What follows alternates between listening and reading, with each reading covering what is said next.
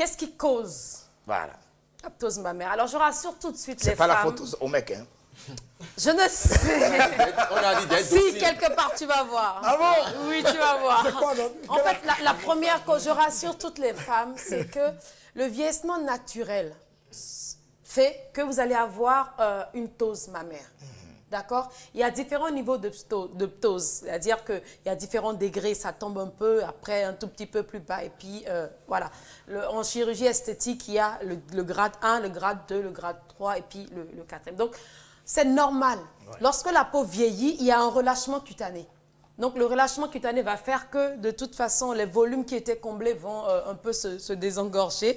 Et puis, le sein qui était tendu, qui était à midi, comme dirait quelqu'un, va peut-être se retrouver un peu légèrement à midi 30.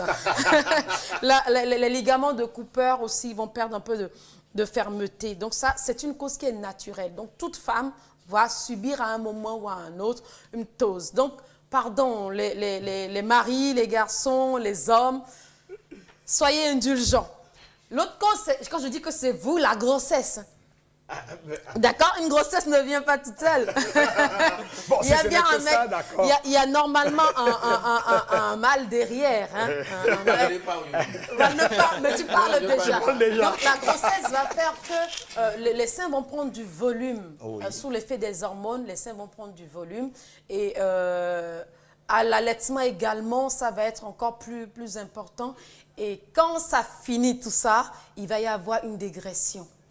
Donc, le volume du sein il va y avoir une fonte, oui. Et le volume du sein va baisser, va diminuer, et puis les seins vont se relâcher. Donc, la grossesse, l'allaitement, il y a une autre raison, c'est la perte de poids. Alors, c'est pour cela que je vais dire aux femmes, c'est-à-dire que le mouvement yo-yo, je prends du poids aujourd'hui, demain j'en perds, après je fais un régime, etc. Tout cela va contribuer à l'affaissement. C'est-à-dire que les régimes d'amaigrissement ne vont pas avec la forme du sein? Non, voilà, c'est ça. C'est-à-dire que lorsqu'une personne, la plupart du temps, les femmes qui sont en chair, qui sont bien... En fait, dans les seins, il n'y a pas de muscles, c'est de la graisse. Il y a de la graisse, il y a des glandes.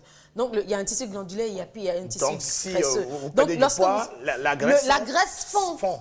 Voilà, donc la graisse de la poitrine va fondre également. Si ça fond ailleurs, ça fond là également.